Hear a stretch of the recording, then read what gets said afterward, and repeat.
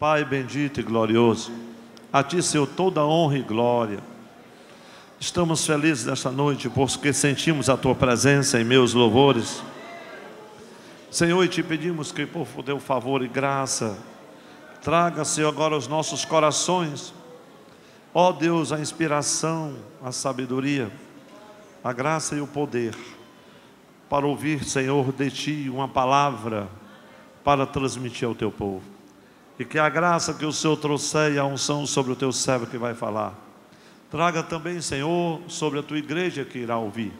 E assim ambos seremos enriquecidos pela Tua doce e maravilhosa voz. É o que Te pedimos no nome de Jesus. Quem diz amém? Amém. Abramos as nossas Bíblias, mais uma vez, meus irmãos, no Evangelho do Senhor Jesus, segundo escreveu Marcos, capítulo 14. Nosso relógio centenário, ele está parado.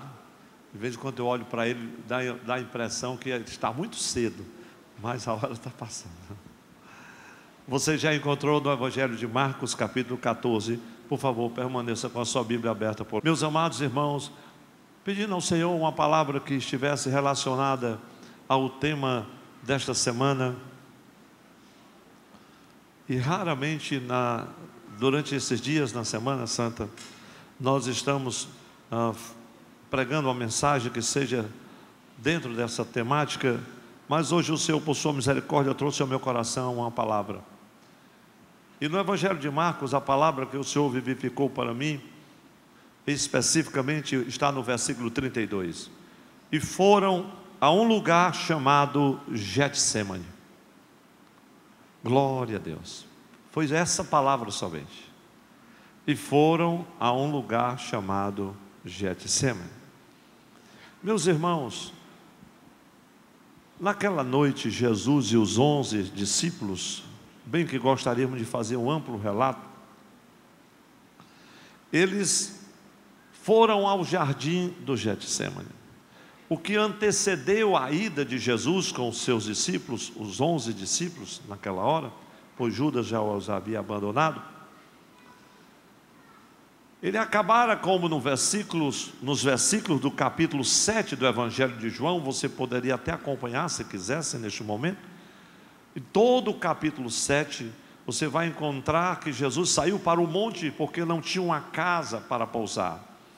Ele não recebeu um convite de nenhuma família para ir, e ele foi para o monte. E o fato que ocasionou, dentre tantos que podemos citar, especialmente, está relatado em João capítulo 7, logo após as suas palavras, em que ele, no capítulo 7, diz aos seus discípulos que não iria à festa naquele momento que eles fossem, e depois ele tomou a decisão de ir à festa, porque era a festa dos tabernáculos. Era uma grande festa em Israel. E quando Jesus chega no templo e começa a falar, as pessoas ficam extasiadas diante das palavras de graça, de autoridade de Jesus. E alguns diziam daquelas palavras que elas eram, na verdade, palavras divinas. Uns diziam, ele fala a verdade. Outros diziam, isso é um engano. Ele é bom. Outros diziam, é um enganador. E você começa a observar nas palavras de Jesus, através de todo o relato do capítulo 7 do Evangelho de João, que nós não temos tempo para passar por todo ele, mas se você observar rapidamente essa palavra, você vai observar que Jesus começa a falar sobre a lei, sobre Moisés, e diz para que eles não julguem segundo a aparência. E quando chega naquele versículo de número 37, tão conhecido de todos nós, os fariseus, que sempre que ouviam falar que algum mestre da palavra ou das escrituras se pronunciavam, logo enviavam a comitiva para observar o discurso, o que era que estava acontecendo.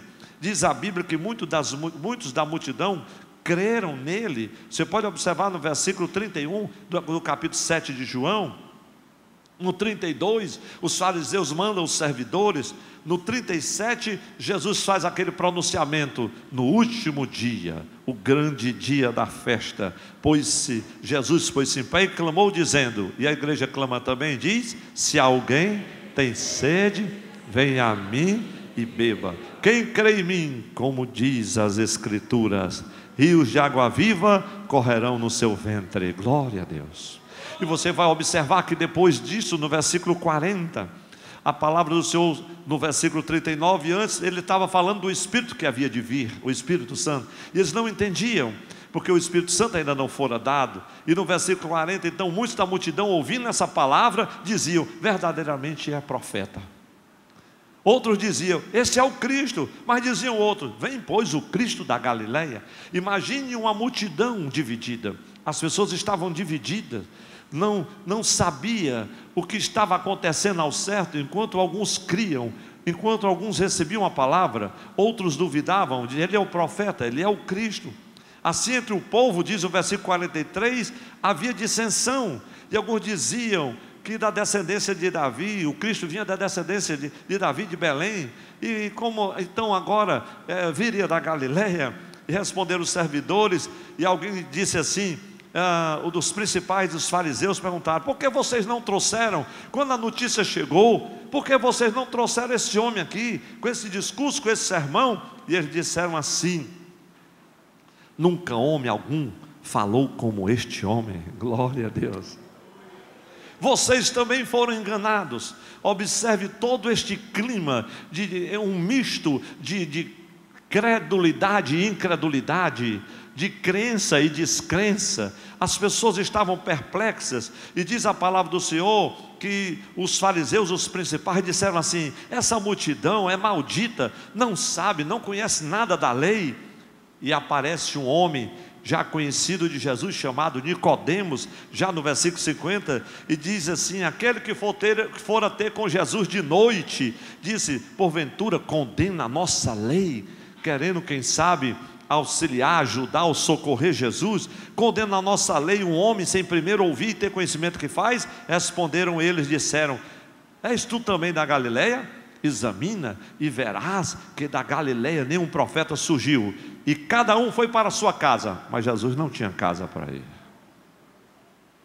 E começa o capítulo 8 de João dizendo: porém Jesus foi para o monte das oliveiras. Agora você está contextualizado para ouvir a palavra revelada de Deus. Então veja, meus irmãos, um dos motivos pelos quais Jesus foi ali ao Monte das Oliveiras, inicialmente foi porque ele sentiu uma grande necessidade de orar, ante a expectativa sombria do ponto culminante da missão que o Pai lhe confiara, está muito próximo.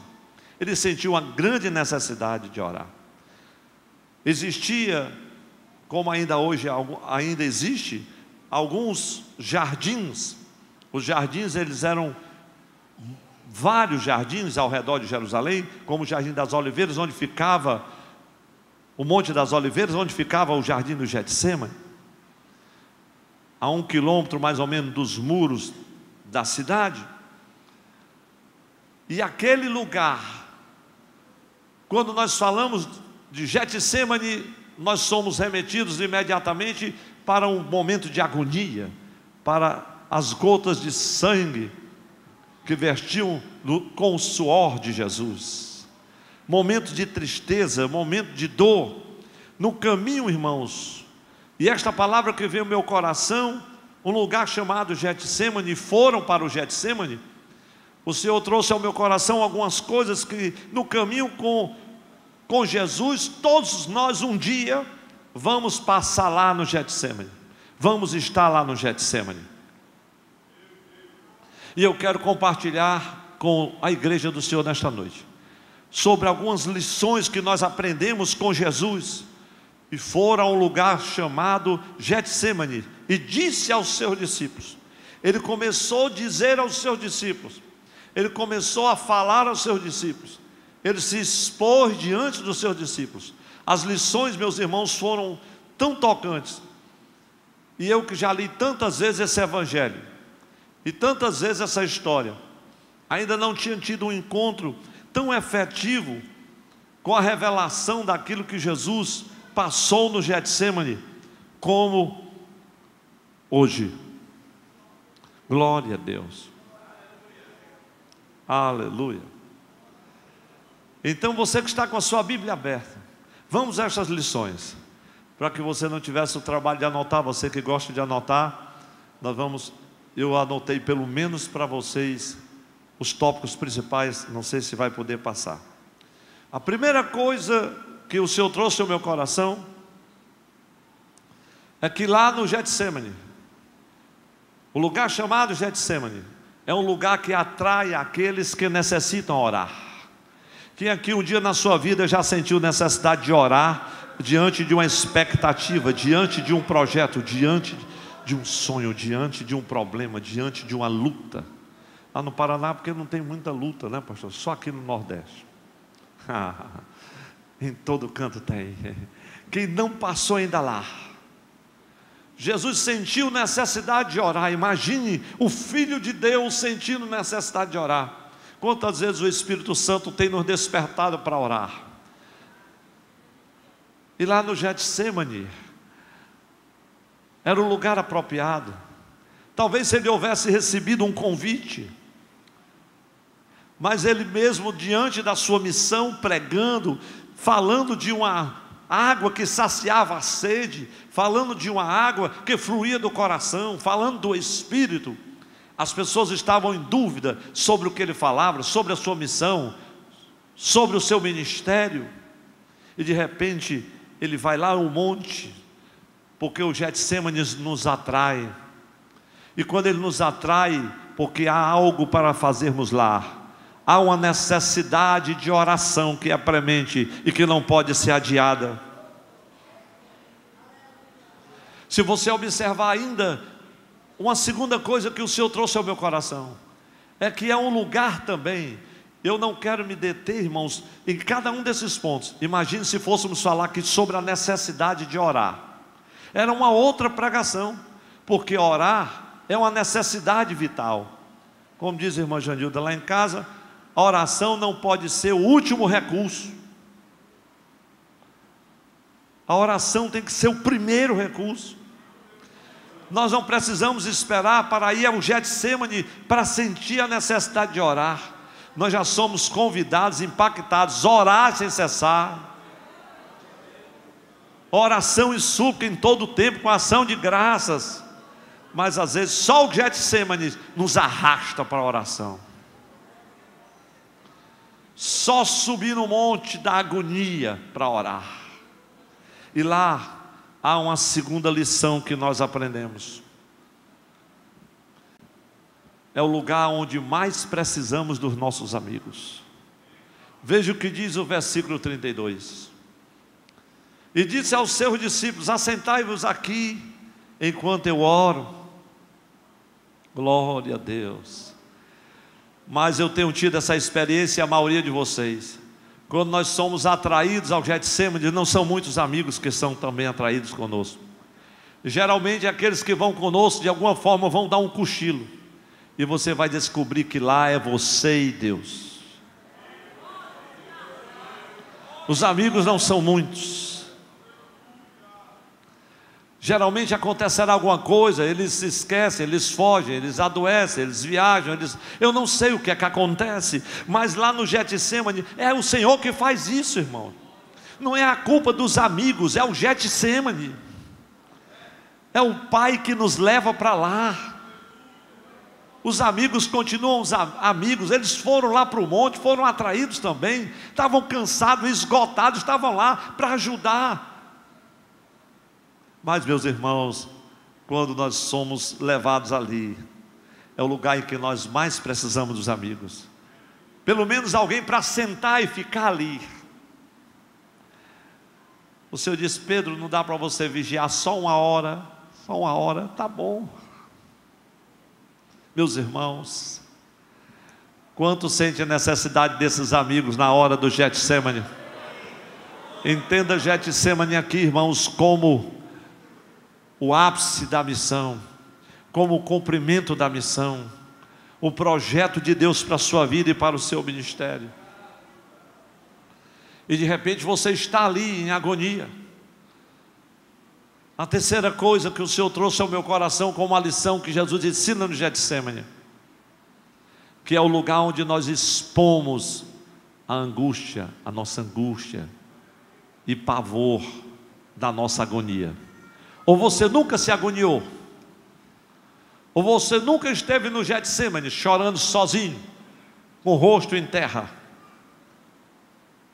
no chão frio, na madrugada, não há ninguém por perto. É o lugar onde nós expomos a nossa angústia, o pavor da nossa agonia. O nosso coração treme, a nossa mente às vezes está confusa.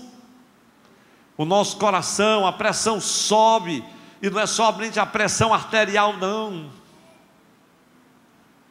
Nós somos comprimidos ante a expectativa sombria de que algo está para acontecer, de que algo foi preparado, ou de algo que nós temos que realizar, de uma missão da qual não podemos fugir. E muitas vezes diante dessa expectativa, nós expomos a nossa angústia, o nosso pavor.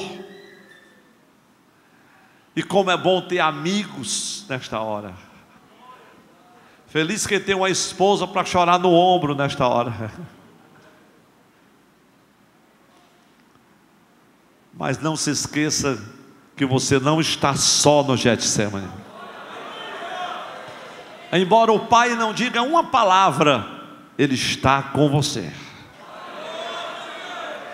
É um lugar, irmãos, aparentemente esquisito, aparentemente assustador, mas é o lugar onde a vitória se consuma.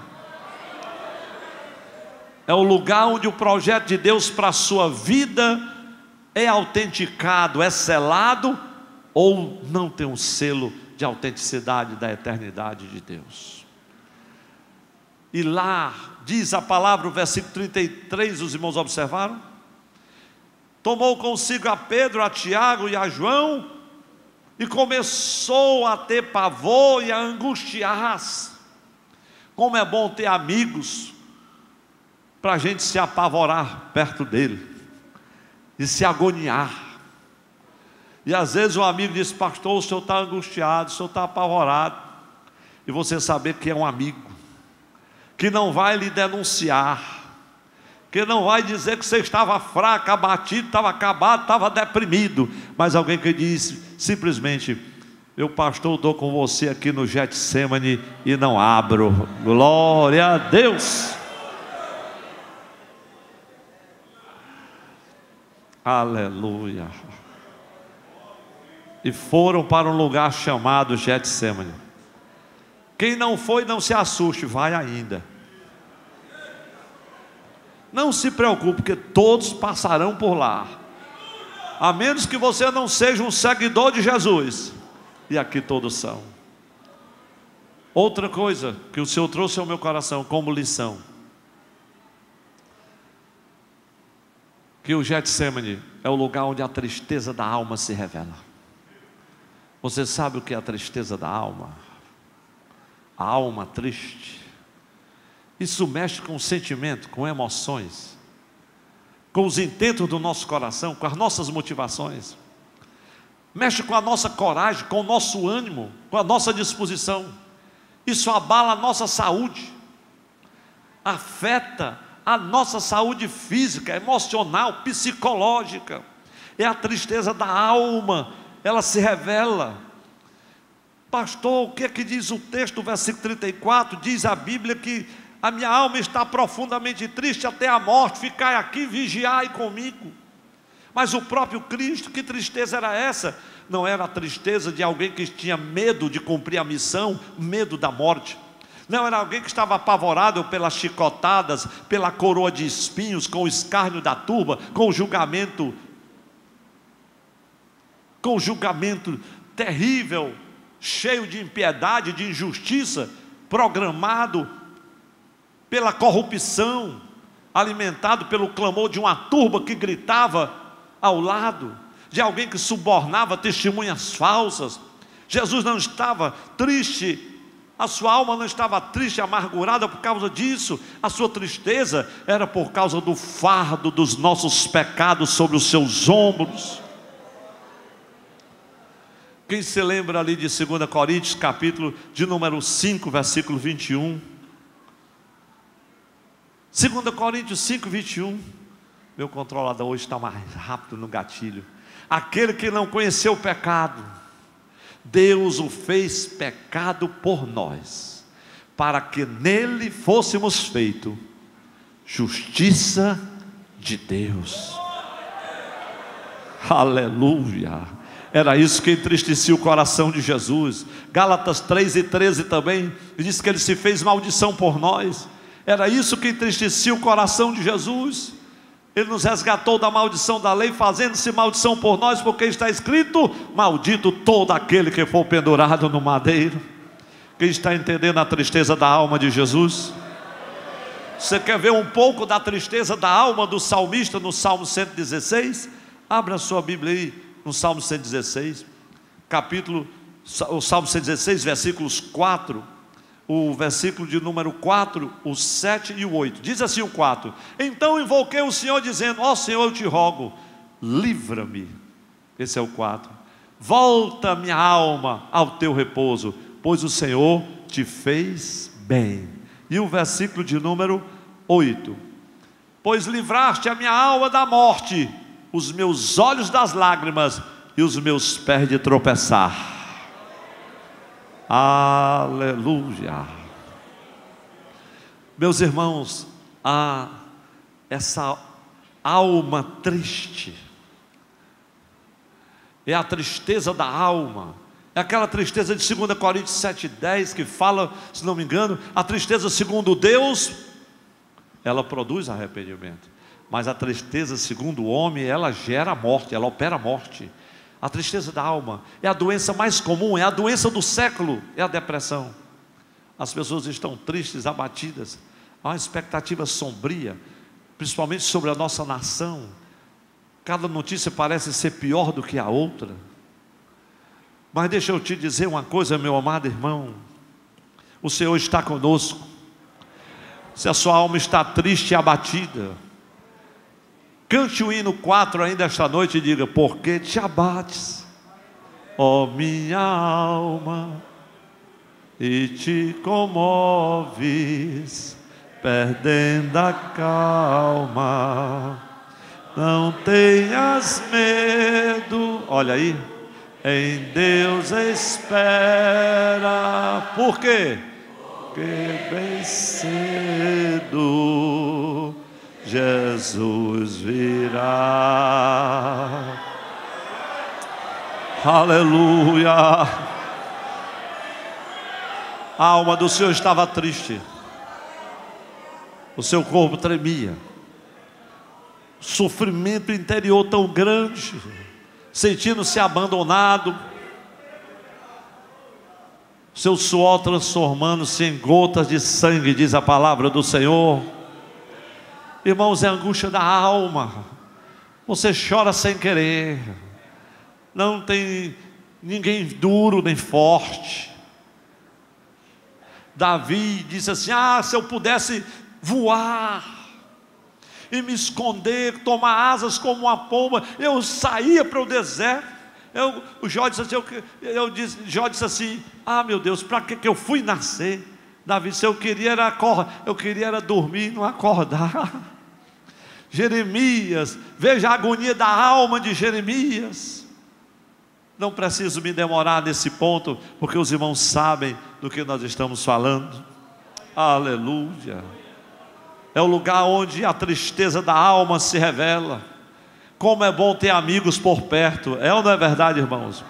Alguém para compartilhar. E alguém fica atribulado, diz: oh meu Deus, como é que eu vou expor minha vida agora? O que é que o irmão vai pensar? O que é que vai dizer? É por isso que nós precisamos de alguém que já tenha subido o Getsêmani. Precisamos de alguém que entenda o processo. Senão, quando o irmão contar a primeira coisa, no outro dia ele já botou no Facebook.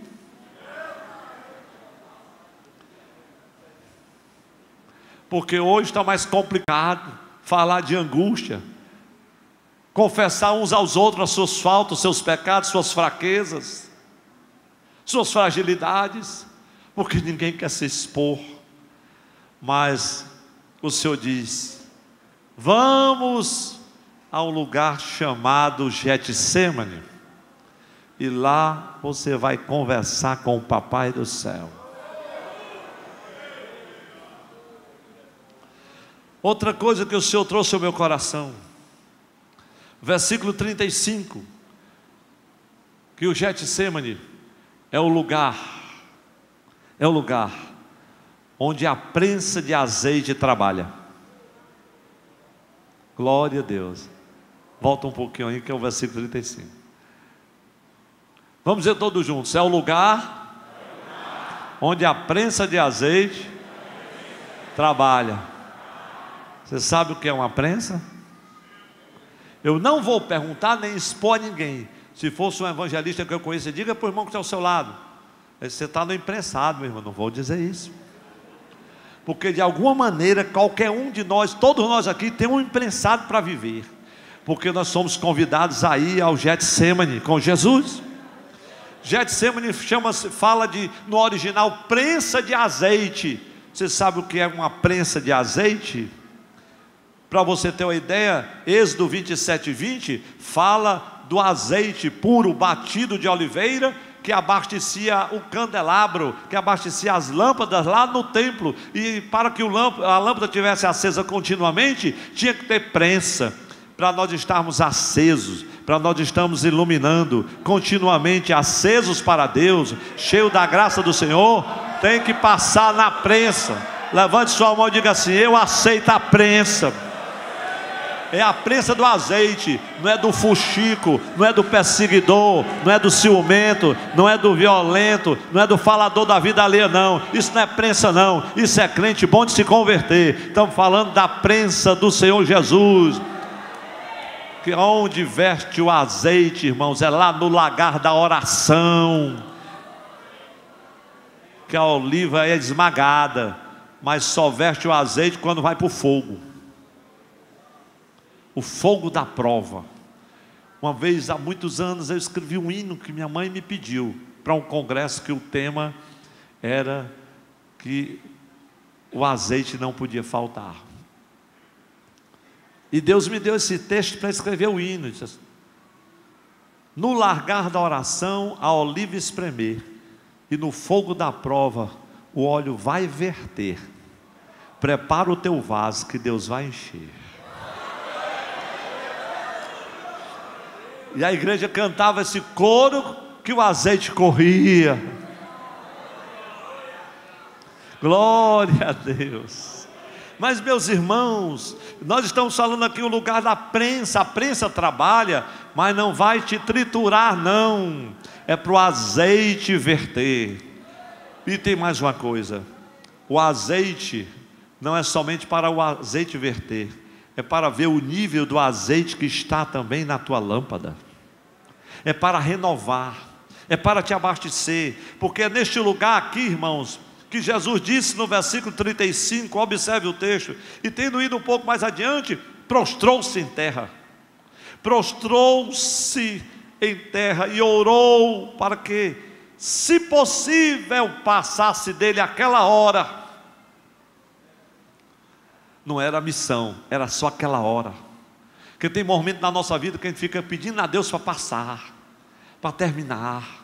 Não fique agoniado, meu irmão, porque a tua luta vai terminar. Pastor, eu estou em tempo de morrer, mas ela vai terminar. Porque a palavra do Senhor diz no Salmo 46, é promessa de Deus: eu ponho um termo à guerra até o fim do mundo. Deus põe um termo final, tem um ponto final para cada batalha. Para cada batalha tem um ponto final. E você diz: Senhor, passa essa hora, se for possível. Mas às vezes não é possível, você tem que passar. É hora de passar. É o lugar da prensa, irmãos. É uma hora, meus irmãos, que A solidão é a nossa única companhia. Você pode estar cercado de uma multidão, mas você está só. Os amigos que vocês são mais chegados, eles estão lá pertinho. Mas pode olhar, que eles não vão poder fazer muito, porque é você e Deus. A única companhia é a dúvida, às vezes, se possível. Nós estamos pensando aqui sobre Jesus, refletindo sobre o Filho de Deus. Imagine nós. Ele dizia assim: Pai, se possível, passe essa hora. A dúvida nos assalta. E dúvida, irmãos, a dúvida, eu chamo a dúvida de cegueira da mente. Porque às vezes nós estamos vendo, sabemos a realidade, e é como se duvidássemos que ela fosse a realidade. E essa hora não vai passar, porque Deus quer nos confrontar com a realidade. Glória a Deus. Pensamentos depressivos vão chegar, medo vai chegar, pavor vai chegar, vontade de fugir, vontade de ir embora, vontade de largar tudo.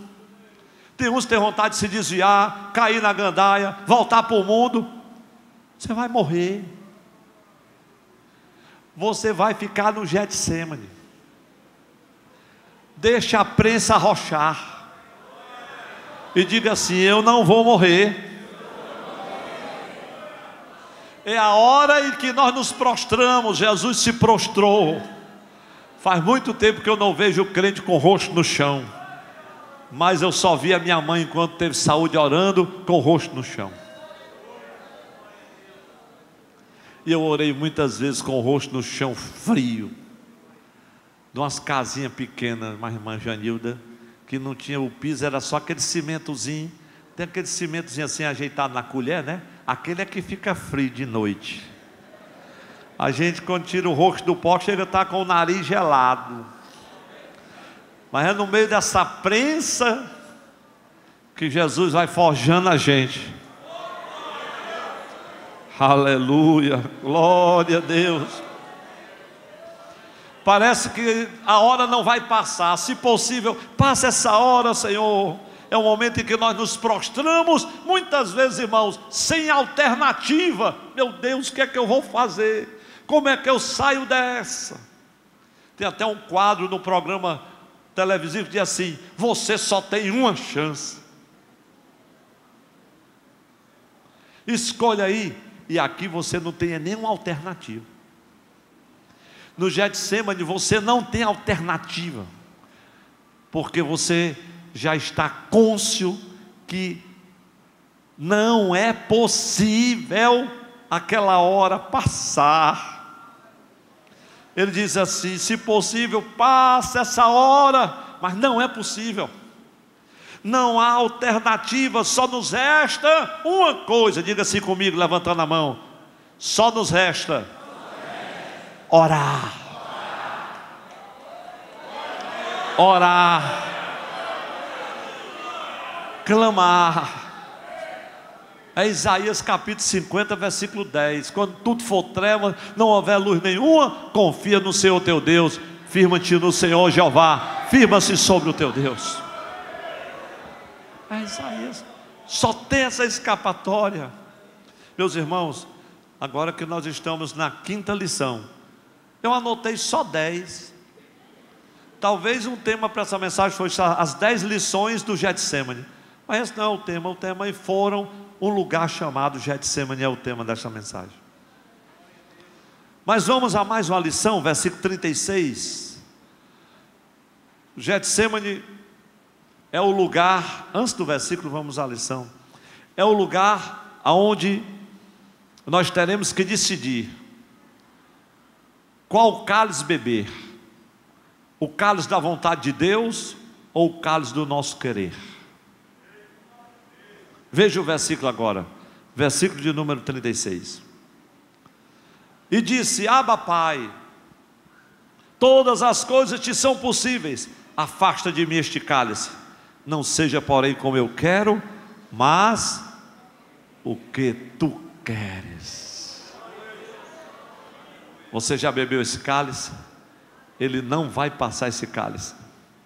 Volta agora a lição, porque os irmãos anotem. É o lugar onde você tem que decidir qual cálice eu vou beber. O cálice da minha vontade, Jesus disse: oh, não seja feita a minha vontade. É o cálice do amargor, é fel. Tem que aguentar, beba, sorva todo este cálice, e você vai ver que é nesta hora em que a vontade de Deus tem prioridade na nossa vida, e não o nosso querer, porque pelo nosso querer, pela nossa vontade, nós já teríamos descido o monte, nem sequer teríamos ido lá para o monte. Mas o cálice do nosso querer, meus irmãos, é mais cômodo. O cálice do nosso querer é mais light. Não tem problema, não tem afronta, não tem perseguição. É mais cômodo o cálice do nosso querer. Não tem perseguição, não tem injúria, não tem deformação, não tem chicote, não tem coroa de espinhos, não tem um tribunal injusto, não tem um sinédrio acusando, não tem uma multidão gritando: queremos Barrabás, que ele seja crucificado. O cálice do nosso querer é mais cômodo, porque você se olha a multidão e diz: meu Deus, vão me matar. Toma o cálice que o Senhor te deu para tomar, que você não vai ser morto pela essa multidão. Pelo contrário, você vai cumprir a missão que Deus te deu para que você cumprisse. Meus irmãos, vamos mais uma lição. Lições que nós aprendemos com Jesus. Essa já é a 7ª. Meus irmãos, o versículo 37 nos fala sobre isso. É o lugar, o Getsemane é o lugar onde é exposta a verdade. Aqui isso para mim foi mais marcante talvez nessa reflexão, porque é o lugar onde é exposta a verdade sobre a nossa vida de oração e vigilância. Veja o versículo 37. E chegando, achou-os dormindo. Olha como é que estava a vida de oração de Pedro. Achou dormindo. Simão, dormes? Não podes vigiar uma hora? Veja o versículo 40. E voltando, porque a Bíblia diz que Jesus foi outra vez no 39, dizendo a mesma palavra, foi orar de novo. Quando ele volta, achou-os outra vez, diga assim, dormindo, porque os seus olhos estavam carregados, e não sabiam o que responder. Como é que você sabe alguma coisa se você está dormindo? Talvez essa seja uma das maiores deficiências da nossa atividade ministerial, é não saber o que está acontecendo porque estamos dormindo. Porque na verdade, não falo como Jesus, não ousaria vos dizer, assim como ele disse, na verdade vos digo, mas a verdade cristalina dos fatos é aqui, que é exposta a nossa vida de oração e vigilância, é lá no Getsemane. Porque às vezes nós estamos no fogo cruzado, na maior das lutas, mas ainda não estamos orando e nem vigiando. E aí que a prova aumenta. E o Senhor nos chamando, você observa que 3 vezes Jesus encontra os seus amigos dormindo. Porque na verdade os seus amigos podem dormir até. Você que contava com eles e com elas para orar, eles não estavam lá. Irmãos, quando eu vejo irmãos da igreja, tem irmãos que eu me emociono. Eu oro por eles, fazendo campanha pelo pastor, fazendo campanha pela direção, fazendo campanha pelo ministério, campanha de consagração. Pastor, essa semana eu dediquei 3 dias de jejum e consagração pela sua vida e da sua família. Me dá vontade de chorar e abraçar os irmãos, porque eu sei quanto é que custa. Você fazer isso por si mesmo já é um desafio, imagine pelos outros. Mas ainda tem crente na igreja, ainda tem homens e mulheres na igreja que dizem: minha irmã, eu vou te ajudar. E entra em campanha de oração, é de 21 dias, porque os crentes inventam esse negócio. Pode ser 21 dias, pode ser 40, eu quero saber se você está orando. Jesus disse: Pedro, só uma horinha, só uma hora. Eu me lembro que quando recebi o convite para dirigir a igreja na cidade de Sonsonário, o Espírito Santo disse: vá orar. E eu orei 17 dias, todas as noites, não a noite toda, mas com um amado irmão que Deus me dirigiu, e uma irmã. E quando ele saía do trabalho, que eles trabalhavam à noite, chegava meia-noite, 1h da manhã, a gente estava esperando, e nós orávamos até 2, 3, até que Deus nos deu a revelação e a resposta para vir e assumir. Como é diferente esse processo com oração, com Getsêmani, sim ou não, meus irmãos? Então Deus está nos levantando, está nos chamando, dizendo: vamos, aleluia. E foram a um lugar chamado Getsêmani. Quem quer ir ao Getsêmani para orar? Tem prensa, tem angústia, tem pavor, mas tem vitória também, glória a Deus. Irmãos, quantos reconhecem que verdadeiramente nós temos que orar e vigiar mais? Primeiro porque é mandamento de Jesus: vigiai e orai. Mas a nossa vida de oração é exposta, é no Getsêmani. É lá que a gente sabe, como diz o cearense, se o cabra ora ou não ora. É quando o negócio arrocha e imprensa. E o pastor chegou no culto e disse assim: meus irmãos, bem que eu gostaria de pregar esta noite, mas eu estou arrasado, estou acabado, estou triste, a minha alma está amargurada. Aí a igreja começou a chorar, o povo desabou. Porque pastor não pode chorar nem desabar não. Ele pode estar só o caco, a prensa pode estar triturando tudo. Aí o Espírito Santo chega: vá lá e prega uma mensagem de vitória. Quanto maior a prensa, melhor a mensagem. Mas só Deus sabe o que é que o pastor está passando. É um homem chorando por dentro e um sorriso nos lábios. A tribulação já está em tempo de cobrir. Ele: glória a Deus, tudo posso naquele que me fortalece. Meus irmãos, eu estou alegre. Só Deus sabe que ele está alegre, mas está numa pressa tremenda. É verdade. Mas o Getsêmani faz isso, meus irmãos. Vamos concluir as lições, que a hora está passando. Meus irmãos, os irmãos aguentam terminar a mensagem? Eu vou terminar, porque ainda tem uma mensagem, ainda tem uma oferta para você aguentar hoje. Não vai embora não, porque o Getsêmani não acabou ainda não. Glória a Jesus. Versículo 38 nos fala também que o Getsêmani é o lugar onde aprendemos que vigiar e orar é a chave que fecha a porta para a sedução da tentação. Todos nós sabemos disso, você sabe disso, eu sei disso. Mas meus irmãos, quando nós não estamos em vigilância e oração, a nossa vida de oração e vigilância, ela não está em dia com o Senhor, a tentação chega à porta e é como Jesus disse: vigiai e orai para que não entreis.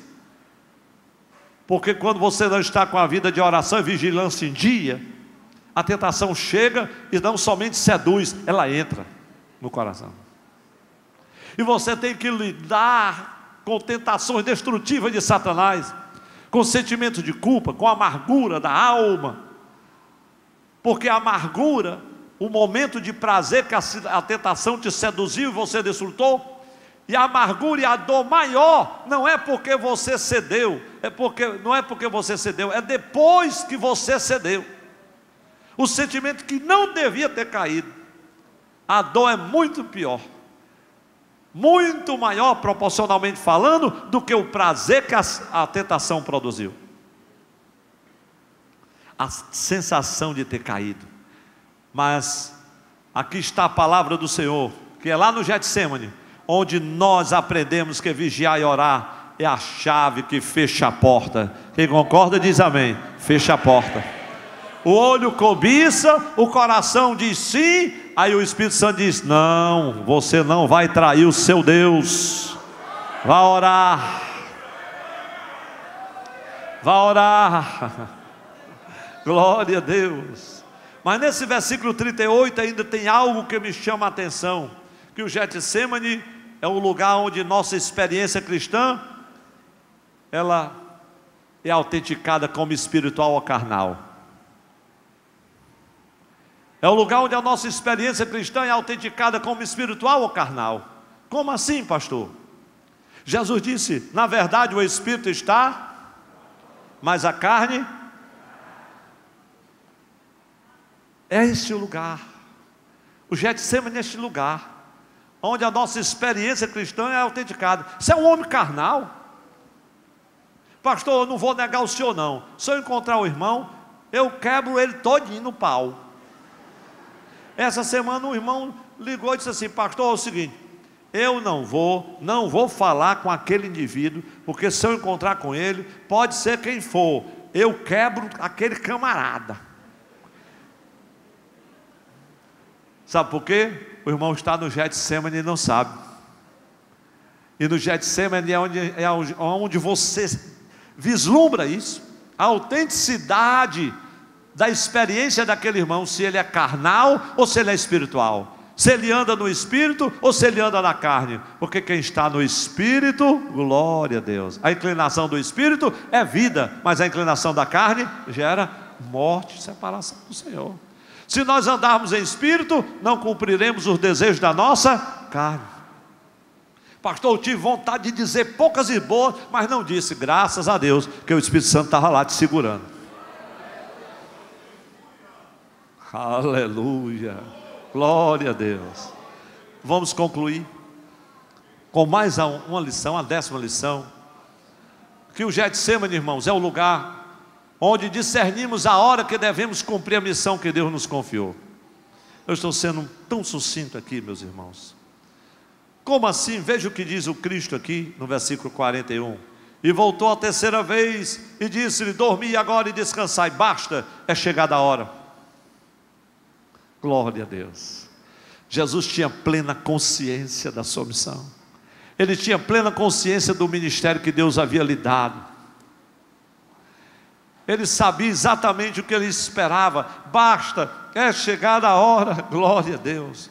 Irmãos, uma das coisas mais incríveis na obra do ministério e da igreja como servo do Senhor é você discernir a hora. Discernir a hora em que você tem que dar o próximo passo, porque o Espírito Santo nos ajuda na jornada. Ele disse: pare, siga, dá uma marcha ré, vai para frente, volte atrás, dobra aqui, entra ali, abra sua boca, feche sua boca. É ou não é verdade, irmão? Se levante, use de autoridade, não diga nada. Ele diz: pode partir para cima, glória a Deus. Tira a espada da bainha, mas é o Espírito Santo. Senão você faz como Pedro, tira a espada da bainha, é para cortar a cabeça, só corta a orelha. Que nada, meu irmão. Quando Deus mandar você se levantar para cortar, você corta direito, abre a banda. Mas tem que passar pelo Getsêmani. Tem hora que não é para levar a espada, não é levar a foge, não é levar nada. Tem que depender de Deus. E ele disse: agora vamos nos levantar, já basta. Levante sua mão e diga assim: vou me levantar. E ele se levantou sabendo para onde ia, o que ia fazer, por que ia fazer, o que ia acontecer. Ainda disse mais: sabia que o traidor estava perto, mas ele foi. Quem vai com Jesus? Nós subimos o Getsêmani, mas saiba que a nossa vida não é feita somente do Getsêmani, não. Nós já tomamos a cruz, o Cristo já morreu no nosso lugar. Glória a Deus, Ele está vivo, aleluia.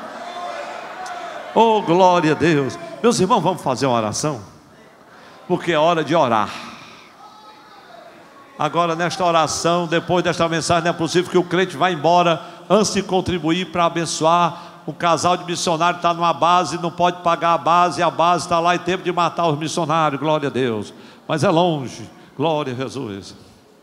E os irmãos orem, porque nós vamos socorrer esses missionários. É muita gente para socorrer, mas essa igreja tem estendido as mãos. Glória a Deus. E toda a igreja vai cantar o hino que fala sobre esta mensagem. Eu não vou perguntar quem está no meio de uma luta, de uma tribulação, porque todos nós temos uma luta para lutar, uma batalha para travar, mas nós temos armas também para esta batalha. Nós vamos cantar esse hino aí, Eliseu, que 296, não é não? No jardim Jesus Cristo clamava. Enquanto a gente canta pelo menos umas 2 estrofes, você que quer oração, vem à frente aqui em nome de Jesus. Você que quer reconciliar, aceitar a Cristo, ou você que está no meio de uma agonia muito grande, que eu não sei o que é, mas só Jesus sabe, venha também, porque Ele está contigo. Só sei uma coisa, que a unção e o azeite que está vertendo hoje desta prensa maravilhosa do Getsemane vai abastecer a tua lâmpada, e você vai sair daqui hoje fortalecido. Só quem ouviu a voz de Deus nesta mensagem, dá um glória a Deus pentecostal aí.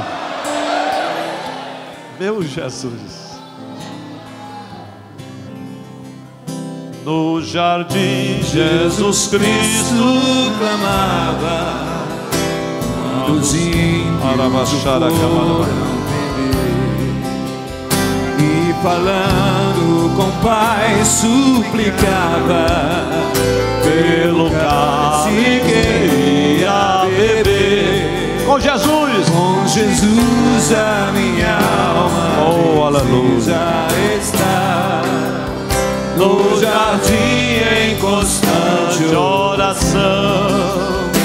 Quando a noite chegar e o mal me cercar, quero estar em constante oração.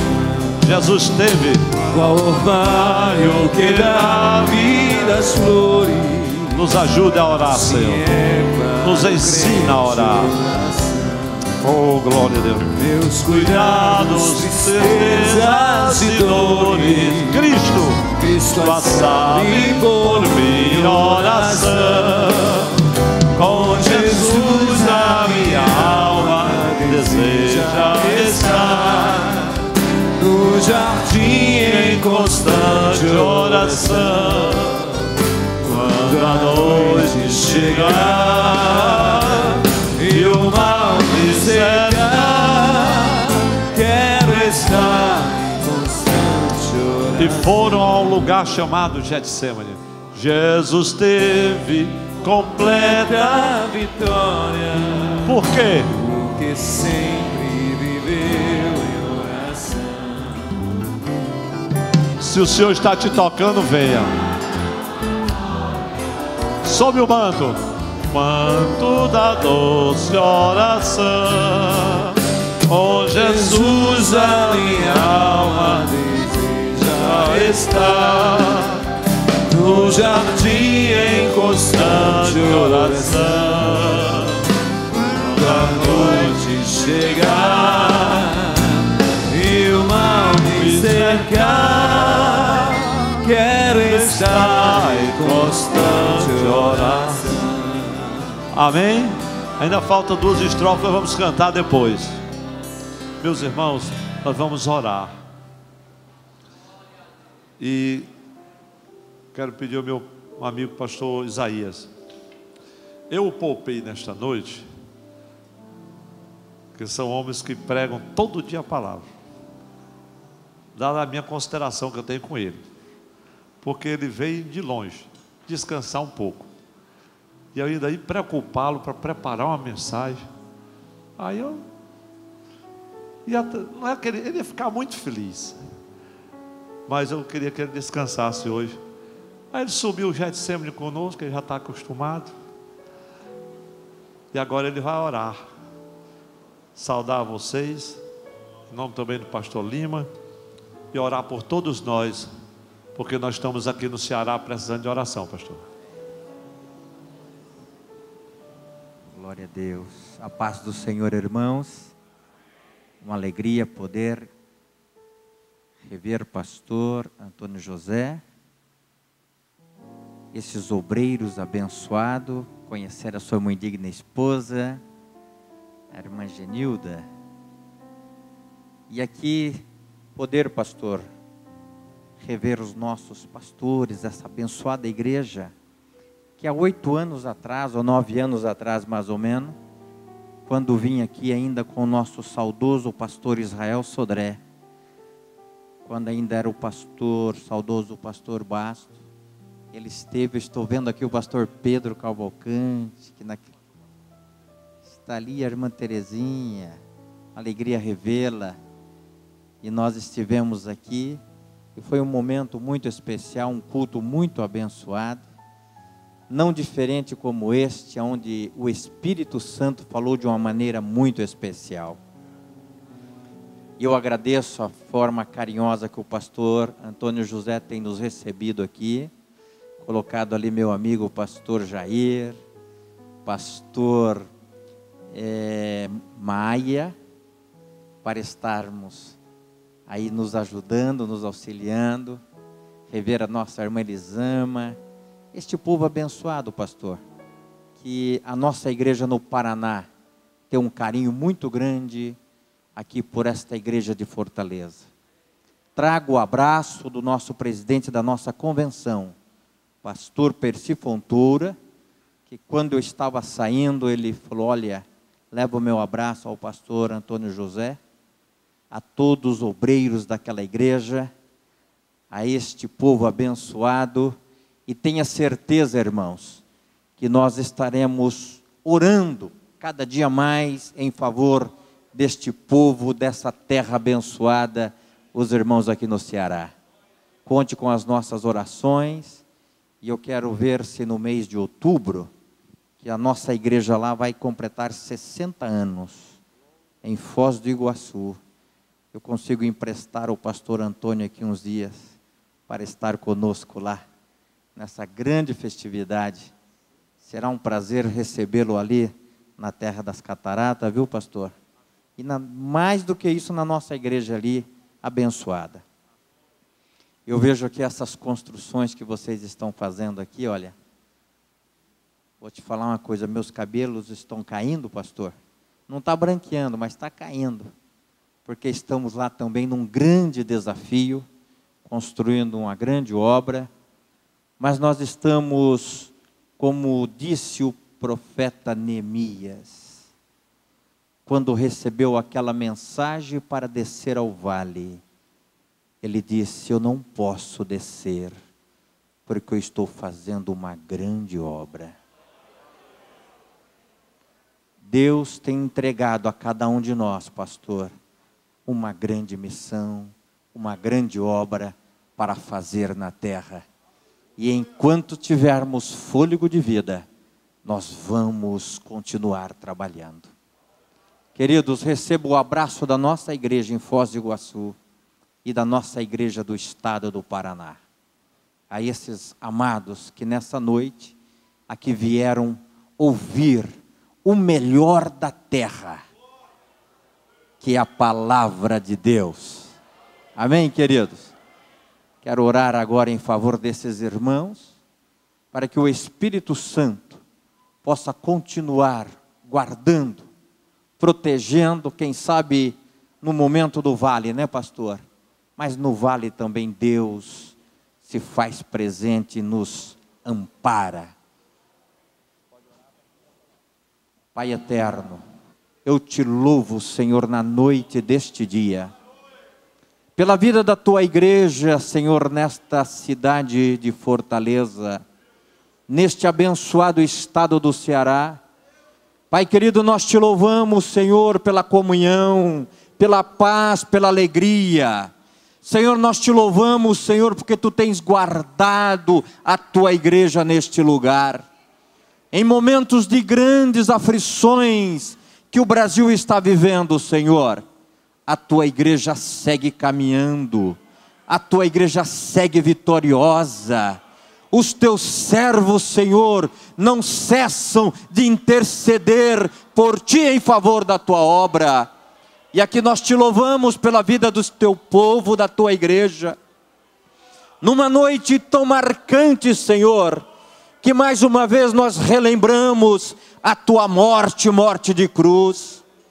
Ó Deus, foi o divisor das águas, Senhor, o divisor da história da humanidade. E nós podemos nessa noite, Senhor, mais uma vez, viver esse momento do Getsêmani, o momento, Senhor, de sofrimento, o momento de dor. Mas tu levaste, Senhor, todas as nossas enfermidades. Tu levaste até o Calvário, Senhor, todo o nosso sofrimento, toda a nossa fraqueza, Senhor, para nos dar vitória e sermos vencedores e vitoriosos. Eu te peço pela tua igreja nessa hora, pelos teus filhos que aqui vieram, Senhor, buscar de ti um renovo, buscar de ti graça, buscar de ti proteção, ó Deus. Que a tua mão amiga, que a tua mão abençoadora continue sobre a tua igreja, Senhor, nesta cidade, sobre a vida do teu servo, pastor Antônio José, de todos estes obreiros que estão ao seu lado, dando vitória, Senhor, dando graça. E eu te peço, Senhor, cada dia mais, prosperidade, Senhor, financeira para esta igreja, prosperidade, Senhor, material, e prosperidade espiritual, Senhor, é a nossa oração em nome de Jesus. Quem pode dizer amém? Amém. Meus irmãos, podeis sentar em nome de Jesus, já estamos... Com grande alegria saudamos a todos com a paz do Senhor. Oramos neste momento. Deus santo, bendito, maravilhoso e glorioso, nós louvamos o teu nome, Jesus, por tudo que ouvimos da tua parte aqui, Pai querido. O Senhor falando conosco, o Senhor nos dando orientação, o Senhor nos ensinando, nos corrigindo, Pai querido. A tua vontade é feita em nossas vidas, porque entregamos a nossa vida ao Senhor, porque o Senhor primeiro nos amou. O Senhor primeiro nos salvou e nos deu essa vida gloriosa que hoje temos. Te louvo, Jesus, pela vida de cada filho teu que veio na tua casa hoje te adorar. Te louvamos também, Senhor Jesus, por a vida do teu servo que completa mais um ano de vida, embaixo das tuas potentes mãos, Senhor Jesus. Que o Senhor continue dando graça ao teu filho, abençoando o Senhor, livrando de todo mal. Que ele possa, Senhor meu Deus, ainda frutificar na tua seara, possa fazer, Senhor Jesus, o teu querer. Abençoamos o teu servo no teu nome santo, Senhor. E agradecemos por tuas bênçãos, por tua graça em nossas vidas, por esta oportunidade de adorarmos o teu nome santo, no nome de Jesus. Amém, Senhor. Amém. Obrigado. A graça e a paz do Senhor Jesus, o santo amor de Deus, nosso Pai Celestial, a comunhão e a consolação do Espírito Santo, o Consolador, esteja conosco desde agora e para sempre. Todos digam amém.